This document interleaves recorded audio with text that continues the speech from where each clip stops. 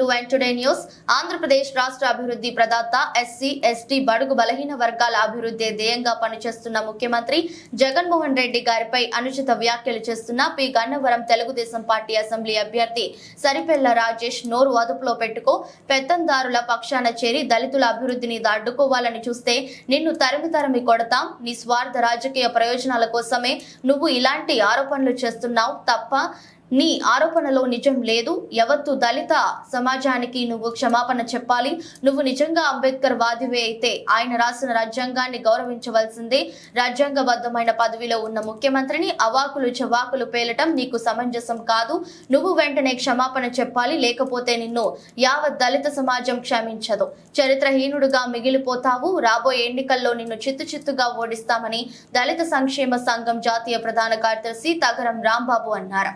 ఈ కార్యక్రమంలో దళిత సంక్షేమ సంఘం సోషల్ మీడియా కోఆర్డినేటర్ కంటే కేశవ గౌడ్, దళిత ఉద్యోగుల సంఘం అధ్యక్షుడు గంధం బోస్, ఏలూరు జిల్లా అధ్యక్షులు చాపల లక్ష్మణరావు, సీనియర్ దళిత నాయకులు బొంతు రవితేజ తదితరులు పాల్గొన్నారు. ఈ రోజున ఆంధ్రప్రదేశ్ రాష్ట్రంలో జరుగుతున్నటువంటి పరిణామాలు చూస్తూ ఉంటే చాలా బాధాకరంగా ఉంది. ఈ రోజున ఎస్సీ ఎస్టీ బీసీ మైనారిటీ వర్గాలు ఏమైతే ఉన్నాయో ఆ వర్గాలకు సరైన ప్రాతినిధ్యం, సామాజిక న్యాయం, సమన్యాయం జరుగుతుందని ఈ సందర్భంగా నేను తెలియజేస్తూ ఉన్నాను. అలాంటి సంక్షేమ రాజ్యాన్ని అందిస్తున్నటువంటి ఈ రాష్ట్ర ప్రభుత్వంపై, జగన్మోహన్ రెడ్డి గారి సారథ్యంలోని రాష్ట్ర ప్రభుత్వంపై అవాకులు చవాకులు పెరుగుతున్నటువంటి ప్రతిపక్షాలకు తెలుగుదేశం జనసేన పార్టీకి ఒకటే హెచ్చరిక జారీ చేస్తూ ఉన్నా.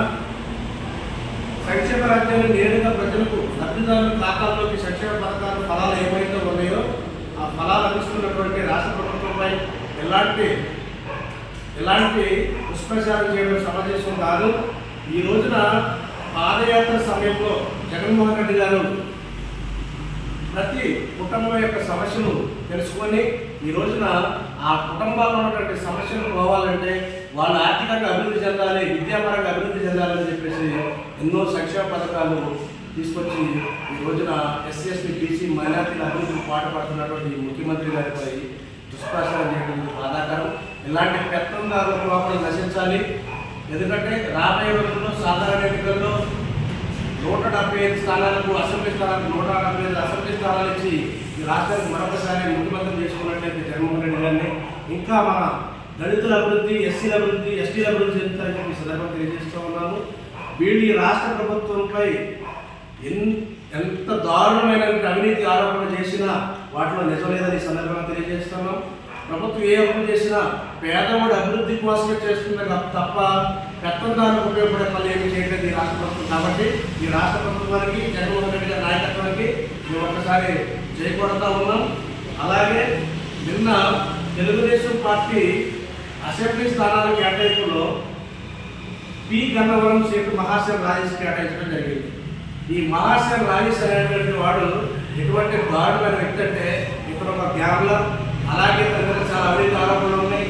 అలాగే విదేశాలకు మనుషుల్ని అక్రమ రవాణా చేసినటువంటి ఆరోపణలు కూడా ఇతర మీద ఉన్నాయి. గతంలో కూడా మనం చూసుకున్నట్లయితే కొంతమంది మీద డబ్బులు తీసుకొని వాళ్ళని మేనేజ్ చేసి మోసం చేసి వారి మీద తప్పుడు కేసులు పెట్టినటువంటి సందర్భాలు కూడా ఉన్నాయి. ఇతను వైసీపీ పార్టీలో ఉన్నప్పుడు అతనికి పదవి ఇవ్వలేని అక్కస్తో జగన్మోహన్ రెడ్డి గారి మీద, జగన్మోహన్ రెడ్డి గారి ప్రభుత్వం మీద అవినీతి ఆరోపణలు చేస్తూ అతను పబ్బం గడుపుకుంటున్నాడు. ఈ రోజున తెలుగుదేశం పార్టీకి, జనసేనకి వత్తసు పలుకుతూ పెత్తందారు యొక్క అహంకారాన్ని ఇతను చూపిస్తూ ఉన్నాడు. మరి గన్నవరం సీట్ విషయంలో మహాశయ రాజేష్కి సీట్ ఇచ్చారు తెలుగుదేశం ప్రభుత్వం. అతని యొక్క న్యాయ చరిత్ర, అతని మీద ఉన్నటువంటి ఆరోపణలు, అవినీతి ఆరోపణలు ఒకసారి చూడాలి. దేని పక్షంలో ఇతని గన్నవరం అసెంబ్లీ స్థానంలో చిత్తుగా దళిత సామాజిక వర్గాలు ఏవైతే ఉన్నాయో అందరూ ఓడిస్తారని ఈ సందర్భంగా తెలియజేస్తున్నాం. మహాశయ రాజేష్, నువ్వు మాట్లాడేటప్పుడు చాలా మర్యాదగా మాట్లాడు. అవసరమైతే నేను రోడ్ల మీద గీడ్చుకొచ్చి కొడతాం. నువ్వేం మాట్లాడుతున్నావు? నువ్వు నిజమైన అంబేద్కర్ వాదం అయితే నువ్వు రాజ్యాంగాన్ని గౌరవించాలా. రాజ్యాంగబద్ధమైనటువంటి ముఖ్యమంత్రి స్థానాన్ని నువ్వు గౌరవించాలి. ఆ స్థానంలో ఉన్నటువంటి ముఖ్యమంత్రిని నువ్వేమంటున్నావు? జగన్ రెడ్డి అరే ఒరే అని ఇష్టం వచ్చినట్టు నీ నోటికి ఎలా వస్తాను దుర్భాష ఆడుతున్నావు. ఖబర్దార్ హెచ్చరిక జారీ చేస్తున్నావు. నువ్వు నిజంగా అంబేద్కర్ వారసుడు అయితే రాజ్యాంగాన్ని గౌరవించాల్సిందే. రాజ్యాంగాన్ని గౌరవించినప్పుడు నువ్వు ముఖ్యమంత్రి గారిని కూడా ఆ పదవిని కూడా గౌరవించాల్సిందని ఈ సందర్భంగా తెలియజేస్తున్నాం. నీ వ్యక్తిగత నీ స్వార్థ రాజకీయ ప్రయోజనాల కోసం జాతీయ తాకట్టు పెట్టే పరిస్థితి తీసుకొస్తే మేము చూస్తూ ఊరుకోం. నీకు రాబోయే రోజుల్లో బుద్ధి చెప్తాం. నీకు కరెక్ట్ మొగుడు మేమని చెప్పి సందర్భంగా తెలియజేస్తా ఉన్నాం. జై భీమ్.